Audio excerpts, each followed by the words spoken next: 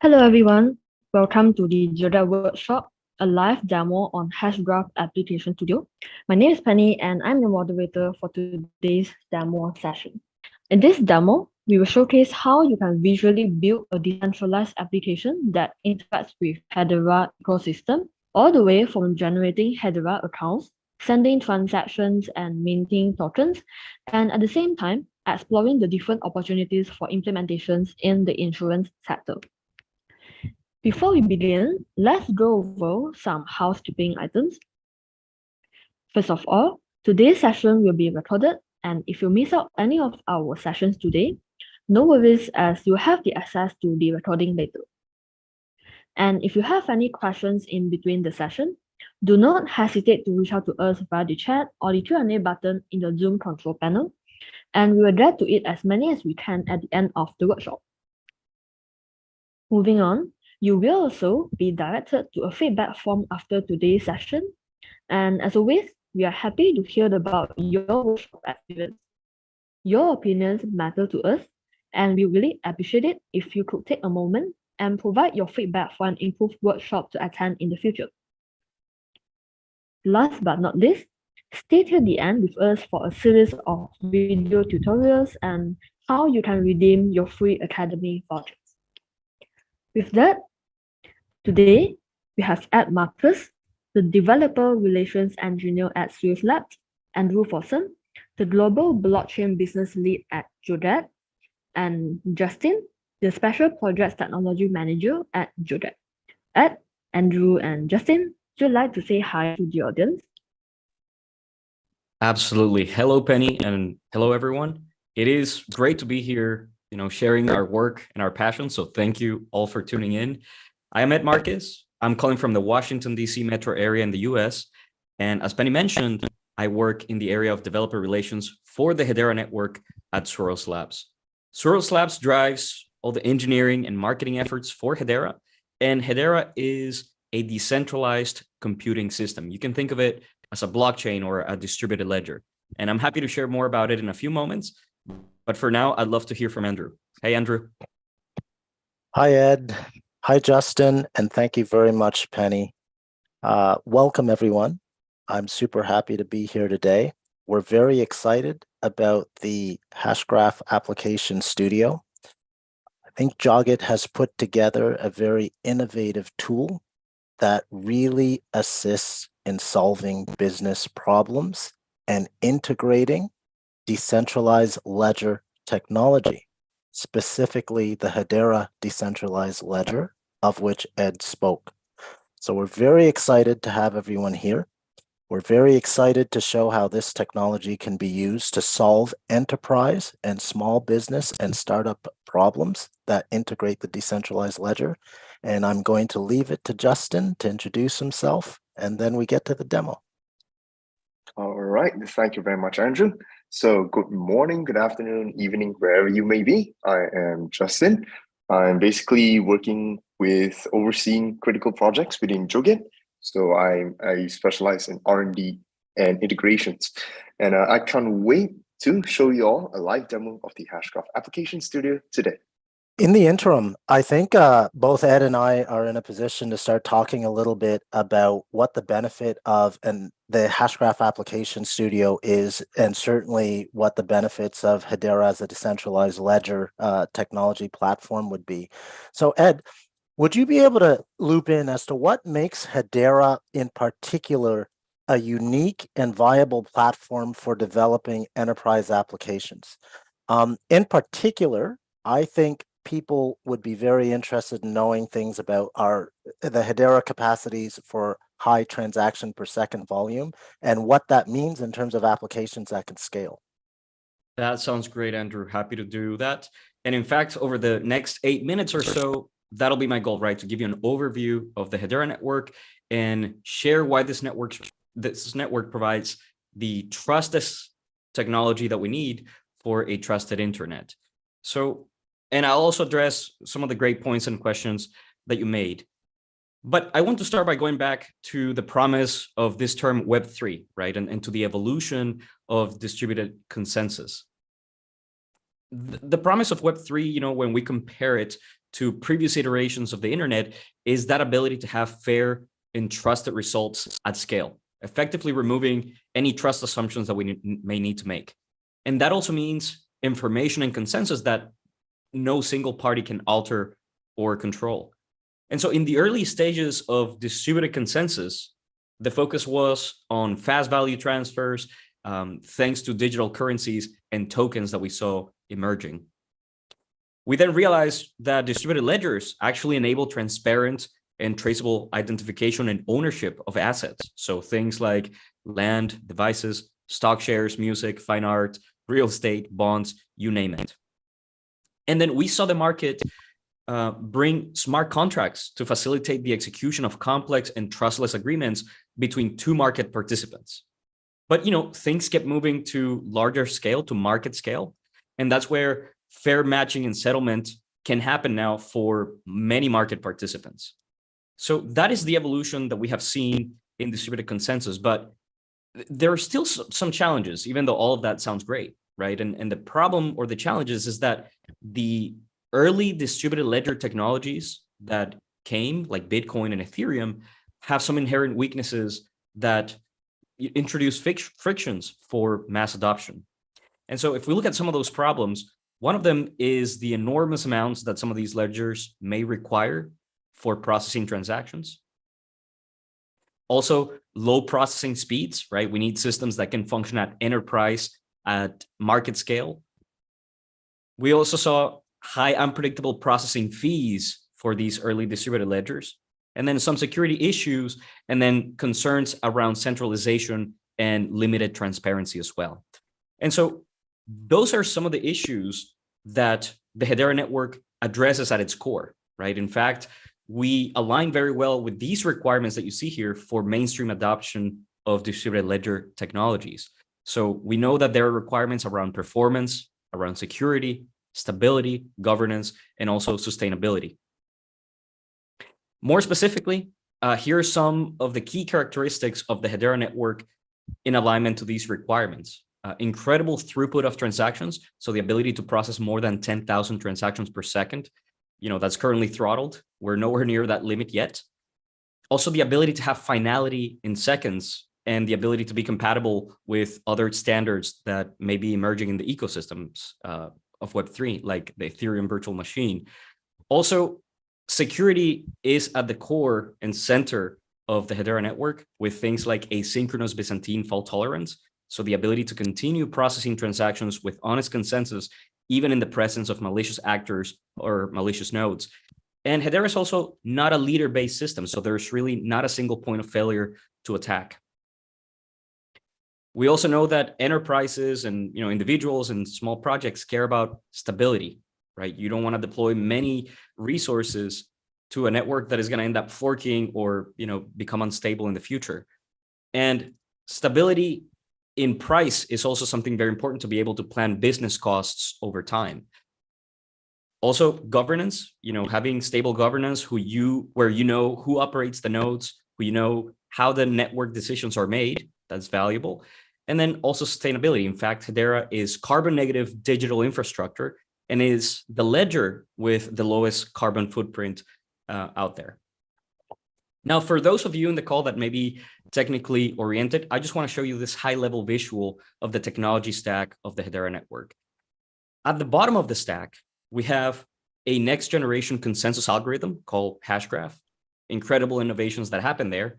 But the technology benefits that this offers are exposed to developers via these services that you see in this row, right? You use them just as any other APIs that you may have used in the past. And we have services for consensus. For instance, if you need to create immutable, transparent, and auditable logs or records of transactions. You can think of this almost as a decentralized messaging bus that gives you that immutable history and traceability. And Justin is going to get into a great example of how you use this consensus service. We also have a service for tokenization where you can represent assets, like licenses, software, real estate, art. You can represent those as fungible or non-fungible tokens without the need to learn and write complex smart contracts. You can use them, with very simple SDKs and APIs.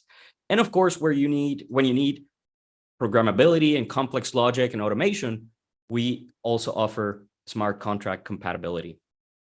And so using those services, that is where application builders like you develop applications and use cases in the areas of data integrity, tokenization, decentralized identity, payment, supply chain, and a lot more, right? And that's where the end users get the value, whether it's an individual, a government, or an enterprise, or even an IoT device. Now, going further about the Hedera network in terms of governance, this first part of the stack is actually governed by the Hedera Governing Council.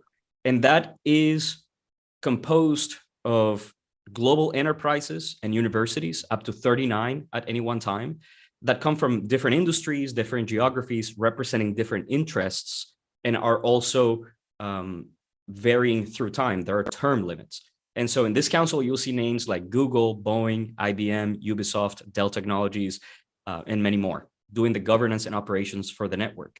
Now, what does that mean? They basically make networks decisions, right? Like features that and capabilities that are included in the technology via the Hedera Improvement Process, or HIPS. They also make governance policies to make sure that the network is aligned with the requirements of the external world in terms of compliance, governance, and all of that. They also make pricing decisions and decisions around the tokenomics or the token economics that support the circular economies and ecosystems that Web3 provides. Now, it's not only for enterprises. We also have an amazing ecosystem of Web3 projects, smaller teams, individuals, and startups building on the network.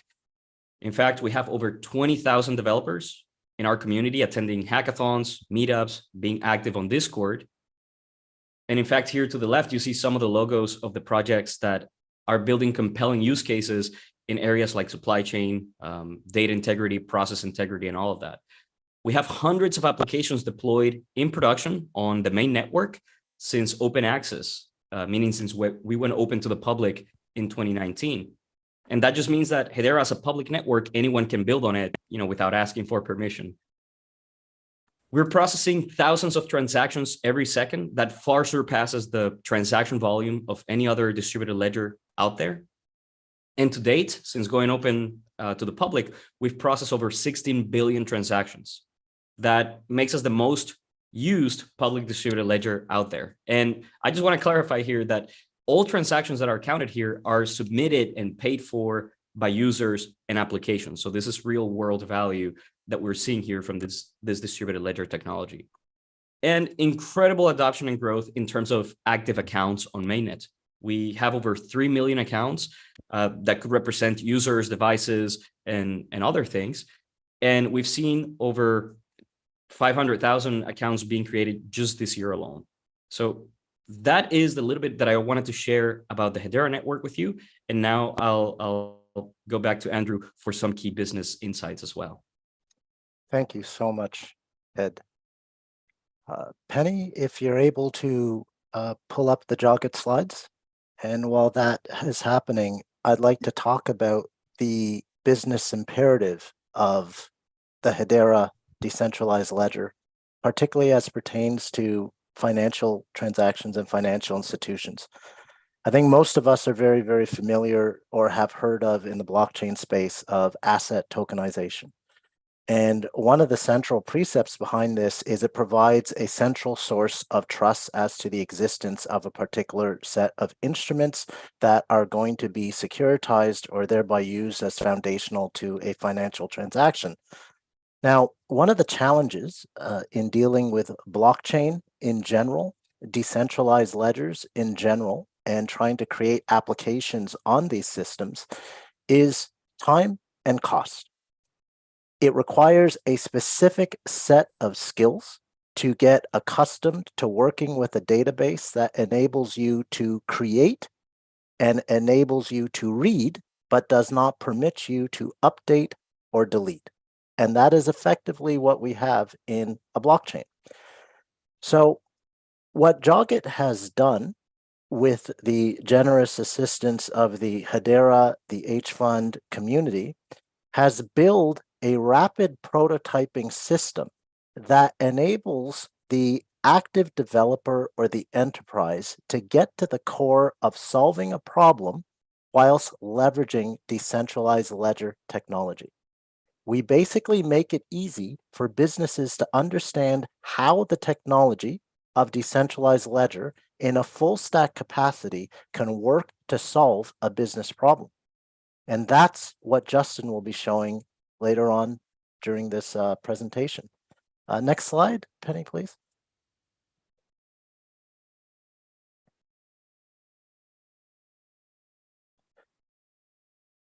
So, okay, so this actual demo that you'll be seeing is context sensitive towards the insurance industry, which is a subset of the financial services industry. However, the precepts, the assets, the concept of tokenization, establishing wallets, creating tokens, minting tokens, burning tokens, and transactions, as most of the attendees will recognize, are universal concepts when you're building pretty much any decentralized ledger application. I think what is particularly unique is everything you're going to see here is happening now live in real time, warts and all, which goes to show that if there's a problem during the demo, how it's solved is actually how it's going to be solved whenever you're running an application live as well.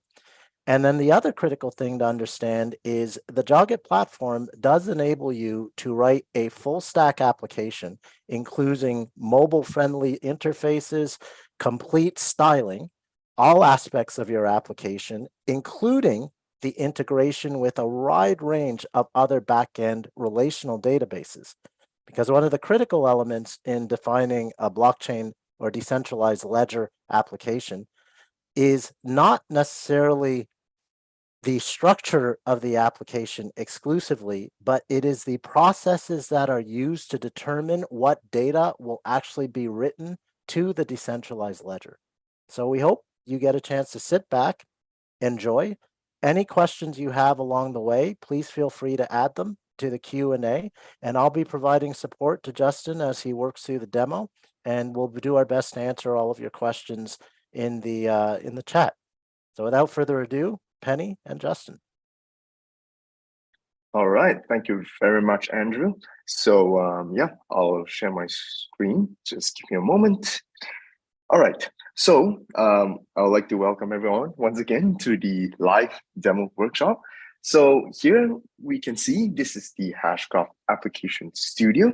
Now to quickly run down on what we're seeing here, it's basically a web app running on my own local machine, but the options to deploy the Hashgraph Application Studio, it can be on local, it can be on cloud, or pretty much how you like it to be.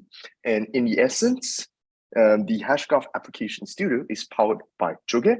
So the ways that you can install Joget is the Hashgraph Application Studio would also support it too. So from here, I would like to get started by creating a brand new app. Now, when I click create new app, well, first we'll need to give it a meaningful name. Now, I also have the option to clone from existing applications, or I can create based on a template that's either generated by our own app designers, or whether if it's coming from the marketplace where we can download apps and plugins for free. But for now, we'll give this a meaningful name. So for an insurance context, I think I'll provide a context that is widely known to most audience here, which is a simple insurance claim app. Since probably some of us would have already done claims before with insurance, we can give the rough context of the form fields, right? So how we can tie all of this together.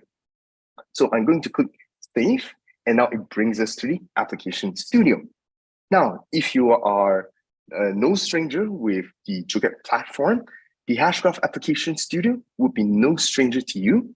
The features in here is very similar with the Joget platform, but with all the tools that you already need to build your Hedera applications on the Application Studio.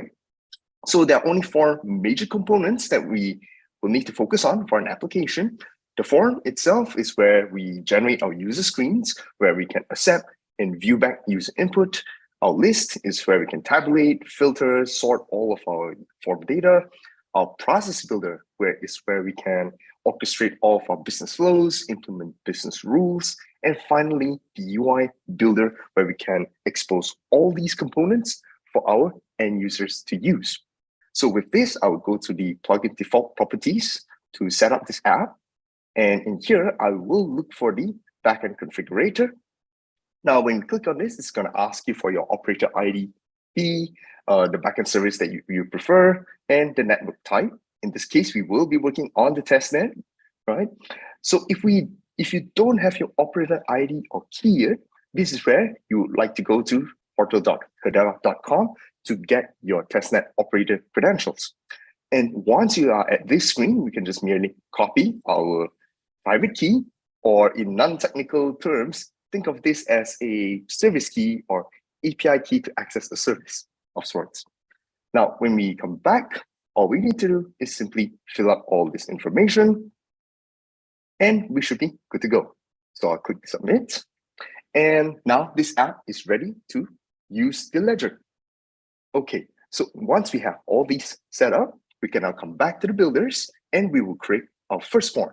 So this first form in here is all about the claim form itself. So I'll just rename this form very quickly. I'll call it our claim details form. Now for the table name in here, it's pretty much any name that we prefer. So I'm just going to key in as such and click save. Now, you notice beforehand, there is no defining the data model. So there's no need to define the columns, the data types, and that sort of stuff. As we drag and drop components into our canvas, all of that is done automatically for us. So from the form builder, we have all of our palettes on the left side, where we can see a bunch of stuff like select boxes, text fields, grids, and so on and so forth. So I'll get started first by renaming this section. So I can call this the claim details. Now, for a claim to happen, we need to know some basic fields first. So first, of course, we need to know what is the claimant's name. So I'm just going to type in as such. And next, we also need to know when has this claim been initiated or requested. So I'm going to drag in a date picker in here, date requested. And next, maybe there are some supporting documents that we need. So maybe we'll use a file upload element in here to upload our files. So I can just call this documents. And now, since documents themselves, users can upload multiples of them. So we can go to advanced options, scroll down, and we can just simply enable multiple file uploads.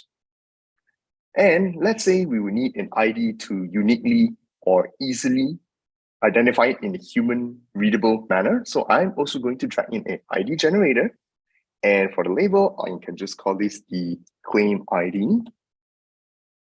And for all these formatting in here, I'm just going to write it as such.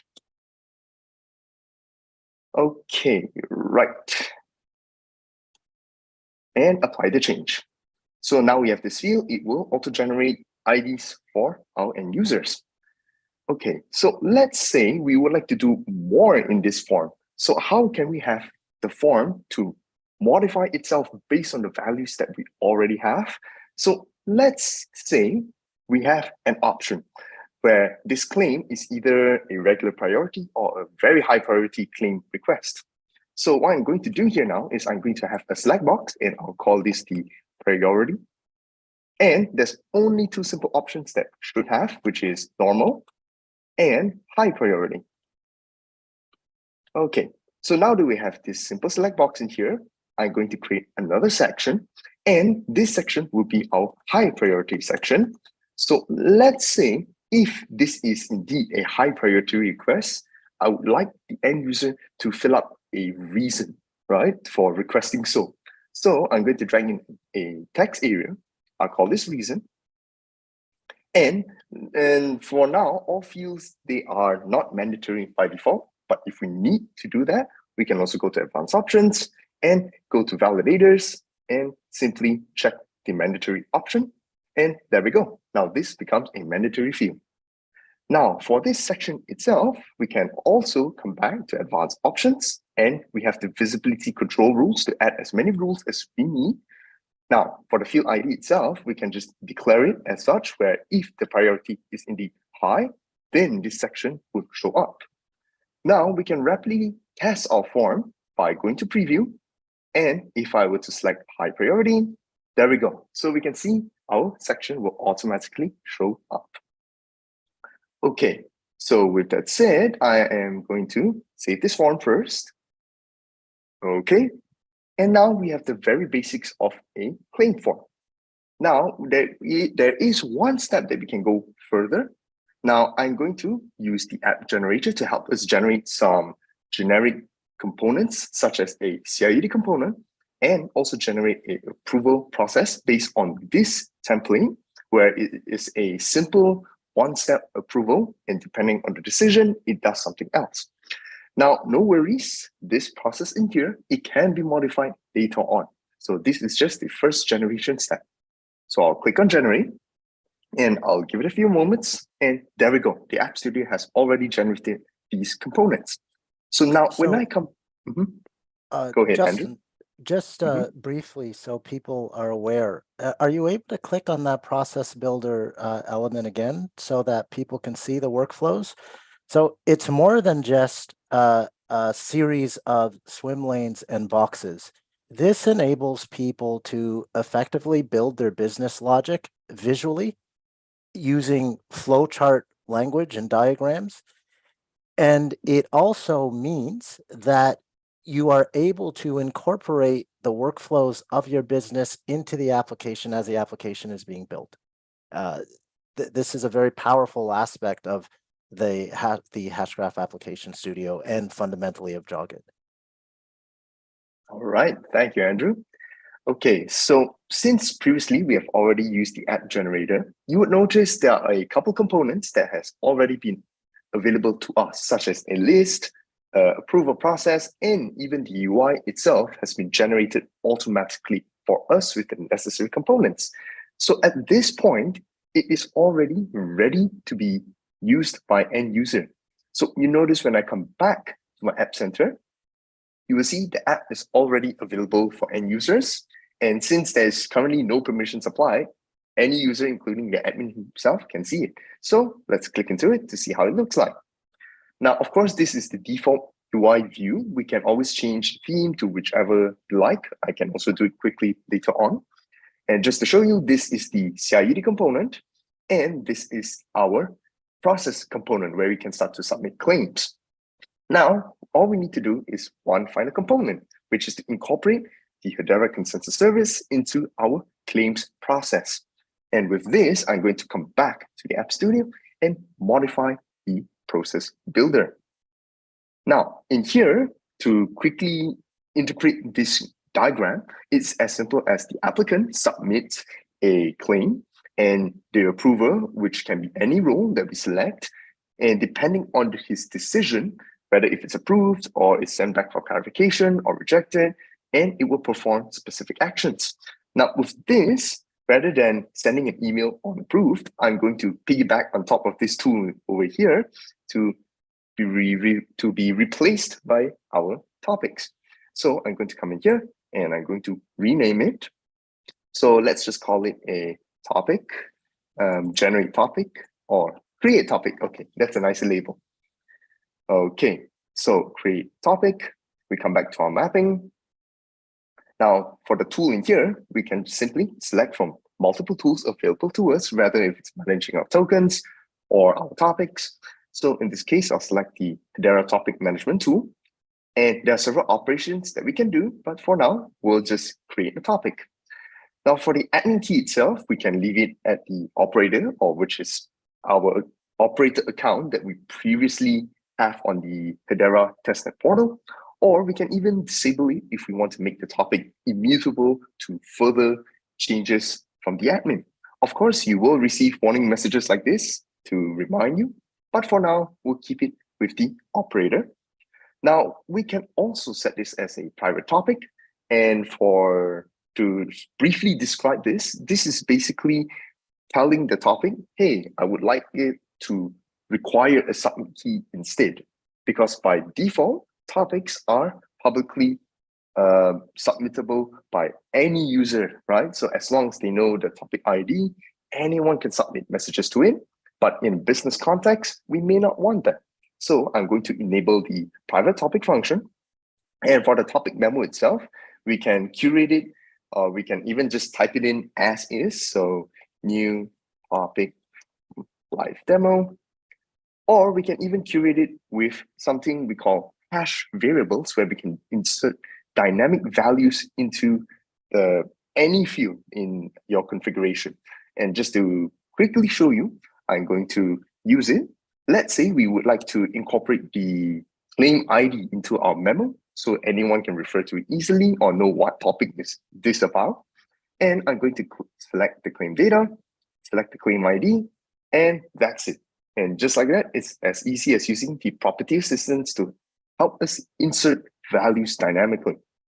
Now, of course, there's a few values that we will need to store, which is the topic ID and the submit key itself. So with this, I would need two values in here. For now, I'm just using these as dummy values. Okay, so what I'll do is I'll first need to quickly save this process and declare two workflow variables. Now in here, I can just simply edit the process, and for the variables themselves, I would need the topic ID and the submit key, and apply the change. And to quickly describe this, the workflow variables are basically values that only live within the process instance itself. The value does not go out to the forums or anywhere else. It's just values that is carried between instances, although we have the option to expose that value if we need to. So depending on what use case that you might have, maybe the submit key, you want to reveal it to only very specific users, or you want to share that submit key to other third-party applications, whichever that may be. But in this case, it would stay within just the process context itself. So it is okay for us to just store it in the workflow variable only. Okay, so I'll apply the change, and there's only one more tool left to do. So we would create a topic, and next we would still need to submit messages to this topic. Now, depending on your business context or your business usage, it can be one topic. You can store all of the user claims to just this one giant topic, or it can be on a per customer basis or per activity basis. Up to you. It's pretty flexible how you would like to even structure the data to submit the messages for. So in this case, I'm going to edit this final tool, and this will be the one to submit messages to the topic. So I'll click on submit message. Fill up the name of this tool as submit message. And for the mapping itself, I'm going to, once again, select the Hedera topic management tool. And for the operation type, it would be to submit it. Now for the topic ID itself, it's going to ask us to fill up all these necessary fields. So in here, I'm going to once again use the property assistant to help us. So in this case, since we already have those variables stored within the process instance context, we can simply refer to it via hash variables once again. So I can just simply refer to the topic ID. And since we are using a submit key to submit to a private topic, we would also require the submit key. So in this case, I am also going to fill it up from here, the submit key. And for the message itself, well, we can type in any kind of plain text, or we can even retrieve data dynamically from the form. So I'll show you, I'm just going to type in where claim ID is equal to the form data itself, or we can curate it maybe even in JSON format if you want other app developers to directly consume the data into their own, something that resembles an API, right? So I'm just going to fill it out with some information. So claim ID, live, demo, message, submitted.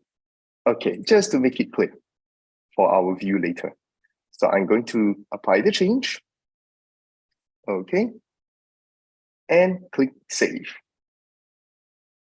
Okay, so at this point, our topic is already ready to be used. Let's try it out. So I'm going to come back to my end user view. And first, let's try out our process. So when I click Submit Claim Details, I would need to fill up some information. So let's just quickly fill it up. So date requested, it will be today. Our priority, let's say it's high priority. We can see our section show up. And for the reason, this is a urgent live demo. Now, when I click submit, of course, it's not going to submit a topic and submit messages yet. We would still go through the approval process. Now, since I am the admin user myself and I can see my own task in my own inbox, I can simply click on the task and decide whether I want to approve it or reject it. Now, from here on, I'm going to go with a happy story to approve it. And once we hit this complete button, it should be where the magic happens. So I'm going to click complete. Okay, so now we're relying completely on the live network to help us to create that topic and submit a message simultaneously. And while we briefly wait for it, I will have Andrew to chime in quickly.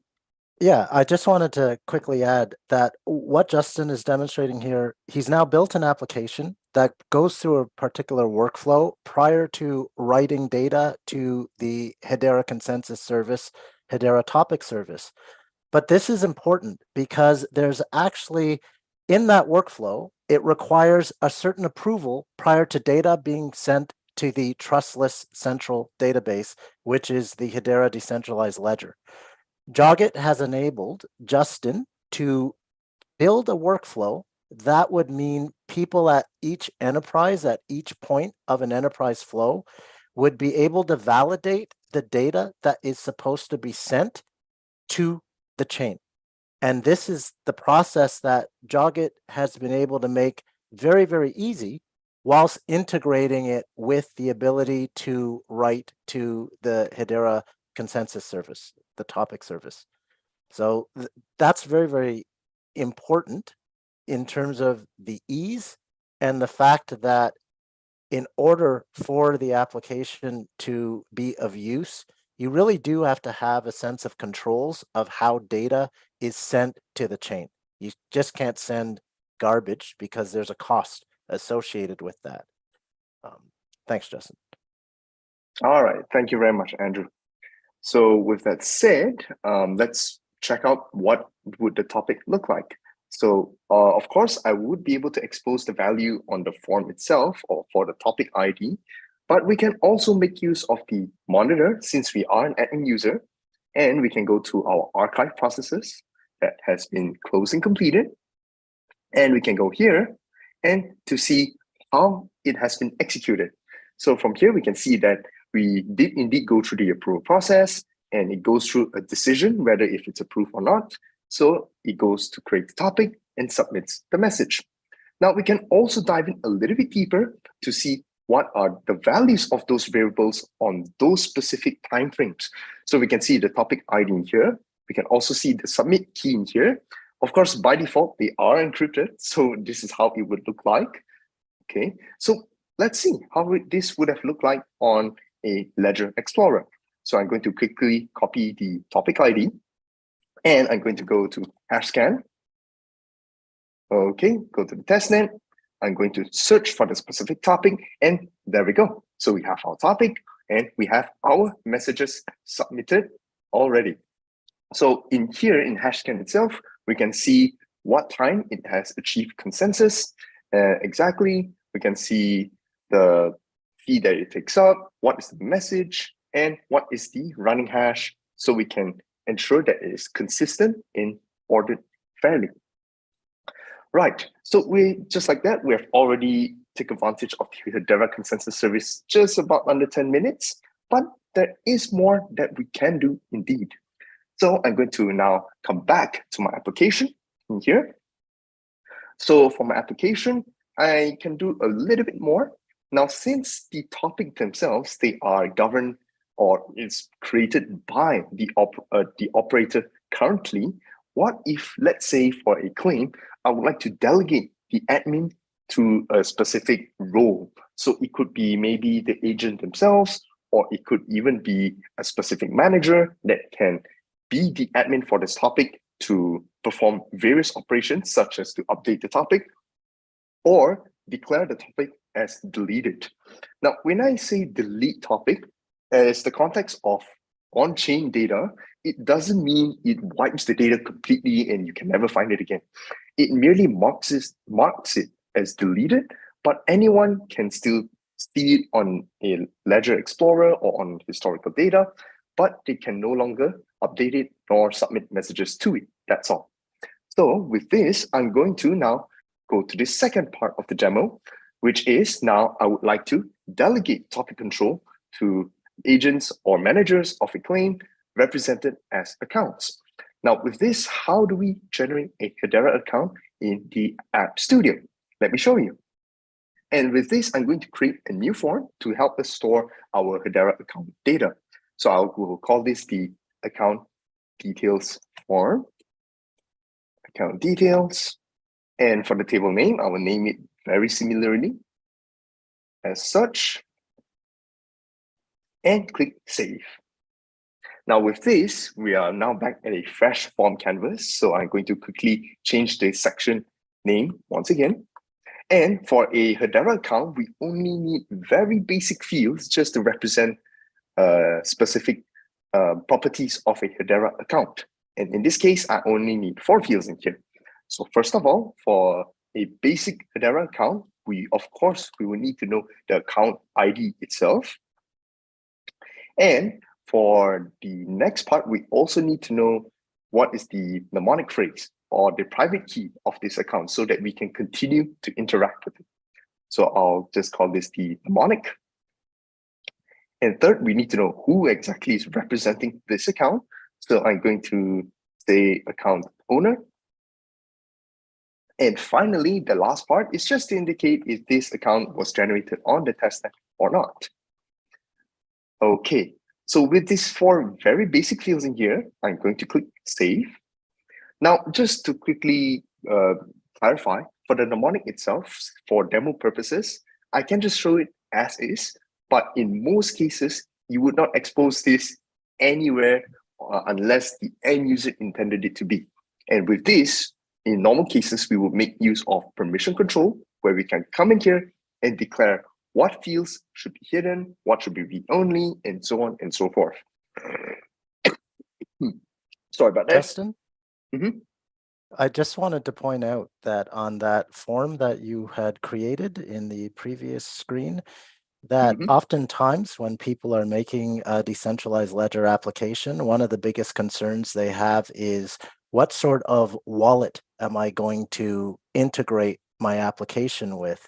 Well, the beauty of the Joget Hashgraph App Studio is Justin is actually demonstrating his ability to build a light wallet within the application that has full connectivity with the underlying decentralized ledger. And that makes things very, very easy. Instead of having to work through a Wallet Connect API or otherwise, it makes things very easy to build an enterprise application. Thank you very much, Andrew. Okay, so as described previously, later on, we will just set all of this to read only, or we will show you how you can simply just hide the mnemonic field so that it is never shown to end user in any circumstances at all. But for now, we'll just set it all to read only. And with this, we will also save time a little bit by generating a CIUD component so we can read back all the generated accounts. So I'll click Generate over here. Okay, so we should also have our list, and the UI itself has already been updated to have our CIUD component. So if we were to, once again, come back to our UI and quickly refresh it, we would be able to see our account details CIUD over here. Okay, so with this, I can now come back to the App Studio, and we'll need to create a process for us to generate accounts. So I'm going to come in here and add a new process. And just to quickly clarify, in the app's Hashgraph Application Studio, you're not limited to just one process per app. You can create as many processes as you need. So with this, I'm going to name it the generate account process. And over here, it's just as simple as one tool over here, right? So when you are generating Hedera accounts, of course, you can also go through multiple levels of approval if you need to. You have the flexibility of having as many roles required for approvals or delegations, then only the account is generated. But in this case, it is just a straightforward one tool and it executes. So in here, I'm going to name it as generate account. And for the mapping in here, I'm going to now select the Hedera generate account tool. So with this, I'll select this, and we just need to fill up all the relevant information. It's like, for example, the account data form, we just need to click here. And for the account memo, if we have any kind of memo that we want to attach to the account, we can also just type it in, or we can even declare hash variables via the property assistant, live demo performed. And of course, we would like to leave this option checked to automatically fund the account so that we can continue to interact with it. Now, since we already have our account details form, it is now as simple as declaring what fields represent what property of the account. So with this, I can select the mnemonic phrase, I can select the account owner, or if this is a tested account or not. Now, for the owner account value itself, we can also just use the property assistant to dynamically select the current user that is generating the account. Or we can even have the option of having a, let's say, a manager or an admin to select who exactly that account is being generated for. So for now, I'm going to leave this blank and come back to this very quickly. So first, I'm going to save my process, and we're going to create one more simple form for us to select our users to generate accounts for. So with this, I'm going to come back, just add another new form, and I'll call this select user. Select user. And for the table name, once again, I will name it as search, select user, and click save. Okay, so with this, we only need one simple select box to select our users available within the App Studio. So I'll call this user, accept the suggestions. And for this, we can also load the data from various different sources, whether your user data comes from a different database or if it comes from a third-party API that you need to call. But in this case, we can just retrieve it all from the current platform itself. And just like that, that should do it. And you should not forget to also rename this section, select user to generate account for. Okay, and just to very quickly verify if this works as intended, I can preview it and see that, okay, it has managed to retrieve all of the user accounts within the App Studio. So I just need to click save. Okay, right. So now that we have this form, we can now quickly come back to our process builder, to our generate account process. And in this, we'll just need to map it to our select user form in here. And on this tool itself, we can now scroll down and declare the field via the property assistant. So we can now declare it where it is a form hash variable. And we can say that for this, it will be the user itself. And just like that, that should already do the trick. Now, if we need to, we can also store additional response parameters into the workflow variable. But for now, this will do. And I'll apply the change and save the process. Okay, so now since we're creating this process from scratch, I can just simply go back to the App Studio, edit the UI, and we just need to expose one more component, which is to run that process itself. So I'm going to take this and drag it into below here.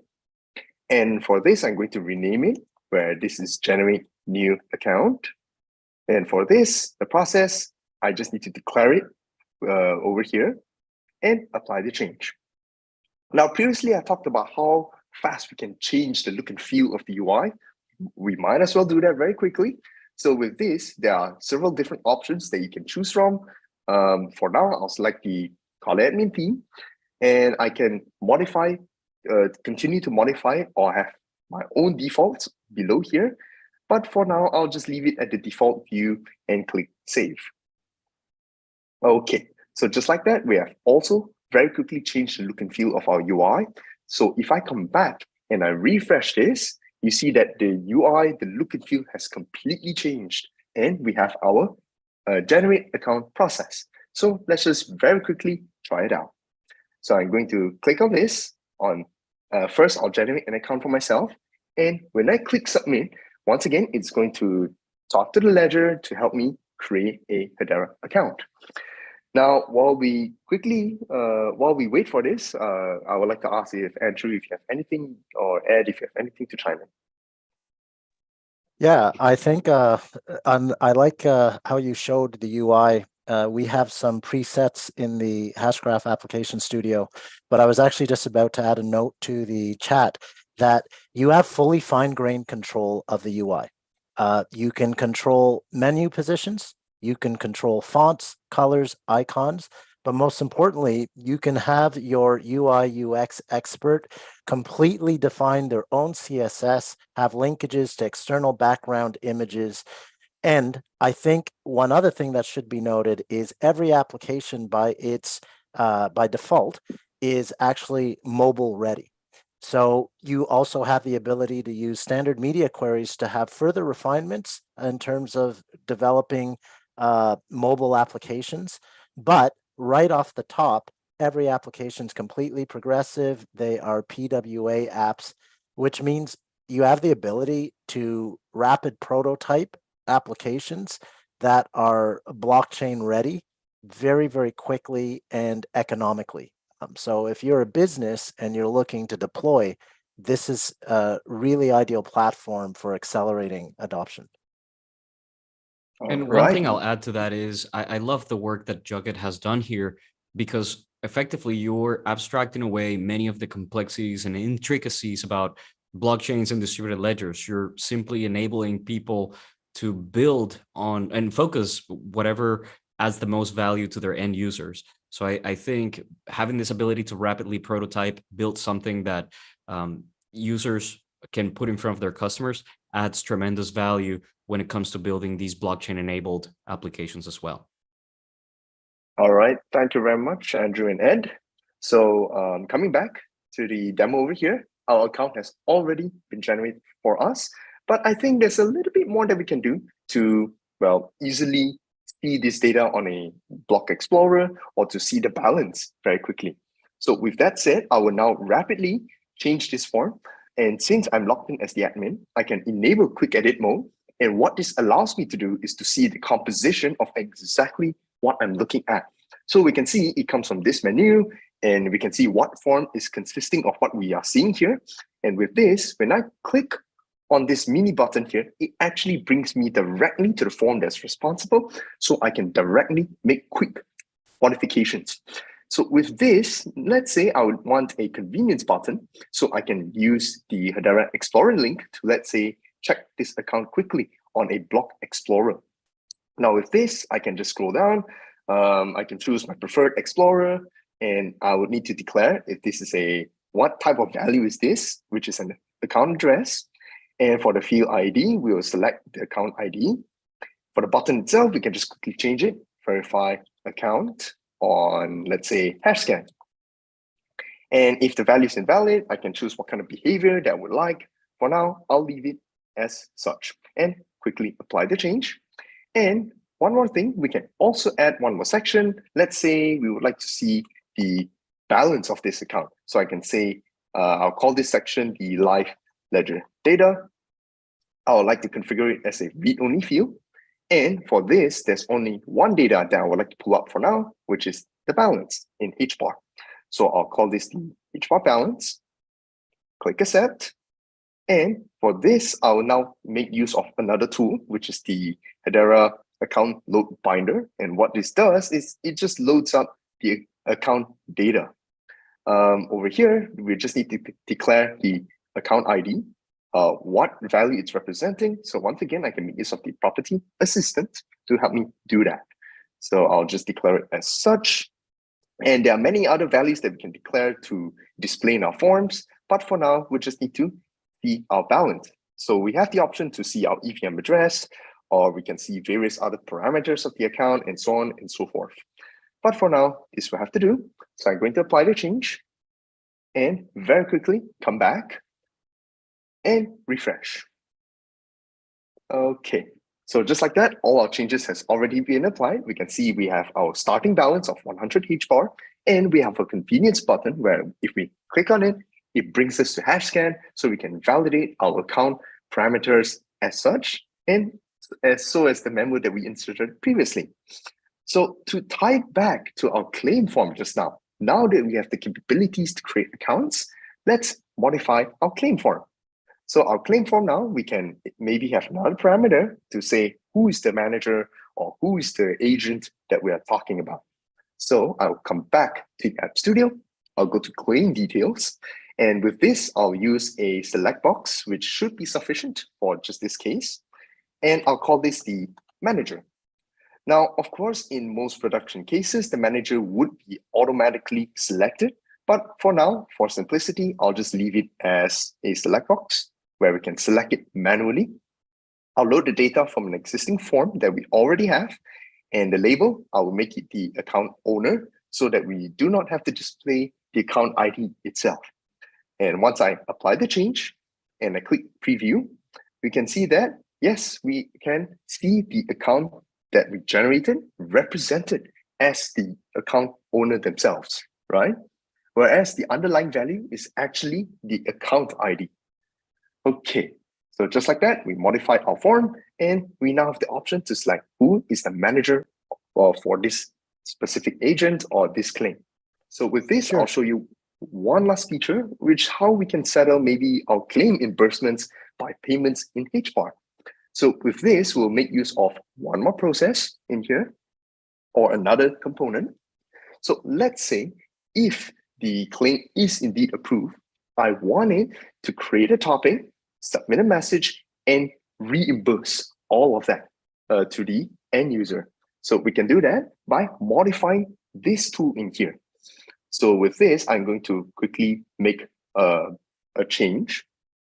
Now, of course, we would need to modify the form itself first to accommodate our new changes. So I'm just going to quickly make some quick modifications. So let's say we have the claimant name. Why not? Let's just select an existing account that we would already have to represent the claimant itself, assuming the claimant already has an account within the Hashgraph Application Studio. So with this, I'm going to quickly generate another account to represent the counterparty. I'll just let it do its work to generate the account first while I make the modifications. So with this, the claimant name, I can now change this to a select box. So I'm going to drag in a select box. And once again, the configuration will be pretty similar, where I'm just pulling up from, I'm pulling up the account data from the account details form. The label will be the account owner itself, and I'll rename it accordingly. So I'll just say claimant. I'll just leave it at claimant itself. That should already do it. So claimant name, I'll leave the ID similar maybe, and apply the change. Now, since we don't need this text field, I can just remove it and quickly validate it to see if it works. There we go. So just like that, we have two fields to represent who's the manager and who's the claimant within the platform.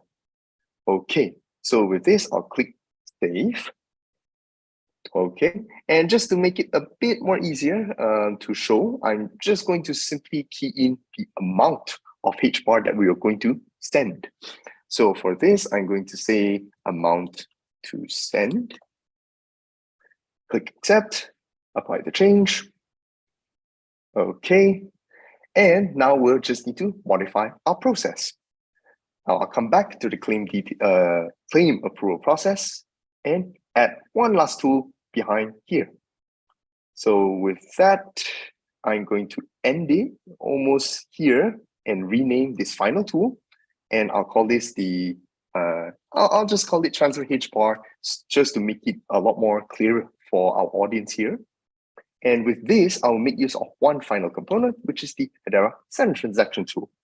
And in this, we have the several different options that we can choose from. So whether we want to make the payment type in HBAR, or if you have your own fungible token, or maybe you tokenize specific assets as a collateral, you can define it as an NFT. But for now, we'll keep it at HBAR. Now, for the payment configuration itself, it is just as simple as declaring who is who. So I'll just pretend that the manager would be the sender in this case. And for this, the receiver would be the claimant itself. Now, how do we retrieve the mnemonic phrase of the sender role? Well, of course, we're not going to type it in here directly. So instead, we will once again make use of the property assistant to help us retrieve that value dynamically and securely from the backend. Because the mnemonic phrase is already encrypted by default, in fact, the connector will not even allow direct mnemonic phrases itself.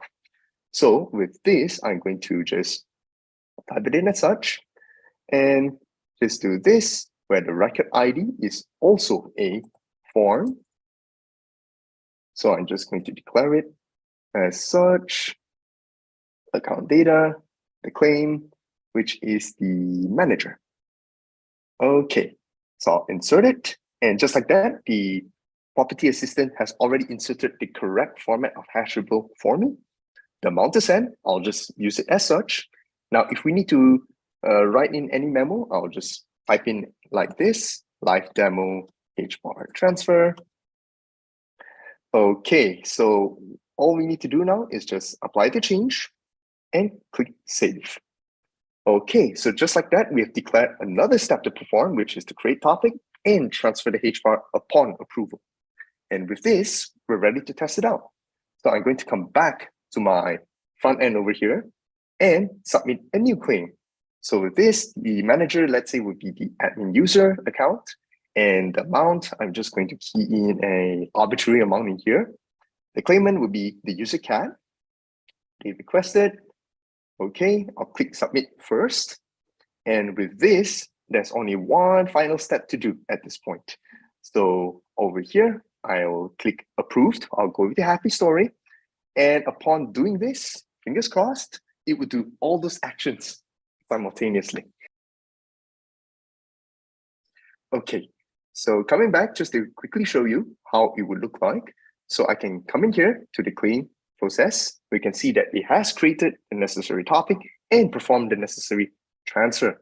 And so without further ado, I'm going to click to inspect the topic and the transaction of the transfer itself. And we can see now we are on claim ID number 2. So we know that this has been done just now. And finally, we can also see who is the person who has performed this transfer. So I can also come in here to inspect the person or the account that this admin user has done. So I'll copy the account ID very quickly and search for it in HashScan. And as we can see from the recent transactions, we have also done a transfer that we have specified, and it was done just now. And this was done with the memo that we specified. So with that said, I know we have come on top of the hour. So I would like to hand this session back to Penny. Thank you. Thank you very much, Justin, for the demo. And thank you very much, Ed and Andrew, for the elaboration. So with that, let's move on to the Q&A and see what are the questions that the audience has for us. The first question that we got is, how do I install Hashgraph Application Studio on Ubuntu? Justin. Yep. Okay. So very good question, Penny. So from the installation that I have currently on my own local machine, as some may notice, it's running on a Mac, but it is very similar to how we would have installed on any Linux or any of its distributions anyway. So we do have a Linux installer that you could just download. And once you have downloaded the Linux installer, all you need to do is run a command to start up the Tomcat script, and that should be it already. So good question. Okay, thank you. So the next question is, what are the best practices when designing and developing dApps on the Hashgraph Application Studio? I'll answer it, and I'll also give Andrew the to chime in also. So for me, in my opinion, the number one best practice that we should be focusing on is strong fundamentals on ERD and also the concepts of the ledger technology that we're working with. So what the App Studio excels on is rapid form or screen generations or workflows. So if you are strong in your ERD or entity relationship diagrams, you would be able to tie all these relationships together to create your business processes, your business flows, and the subsequent steps after. Let's bring in Andrew also to answer this. Yeah, I agree with everything Justin says, but I'd say the biggest thing is as you build production applications, it's requirements. Who needs to see what, who needs to access what, where. And I think most critically, when you're dealing with decentralized ledger, you have to be very clear about what data is going on to chain. So if you're dealing with individual data, how are you going to anonymize it so it still operates as a central source of truth without exposing anybody's private information? So a really clear sense of scoping out what the requirements are for the application, particularly for production applications that are going to be used to go live. All right. Thank you, Andrew, and thank you, Justin. So moving on to the last question due to the interest of time. How can we modify and customize the UI of the dApp? Okay, so yeah, another good question. Previously, from the demo, I've actually already shown how we can very easily modify the theme of the application, but we have much more flexibility than just modifying the theme. So the theme itself is not a mere color scheme, so to speak. It also can influence the micro components, such as how your calendar picker will look like, or how your date picker will look like, or how even something as simple as a text field would look like. And even then, if you would not like to go the pro code way, we can even do it low code, where there are custom HTML that you can insert into the UI to make just short, rapid changes to the UI. So yeah, if we had more time, I would be happy to show that, but under the interest of time, yeah, that would be my response. Thank you, Penny. All right. Thank you, Justin. And that's it for the Q&A. And before we go, we would like to share some of the sources where you will be able to make use of.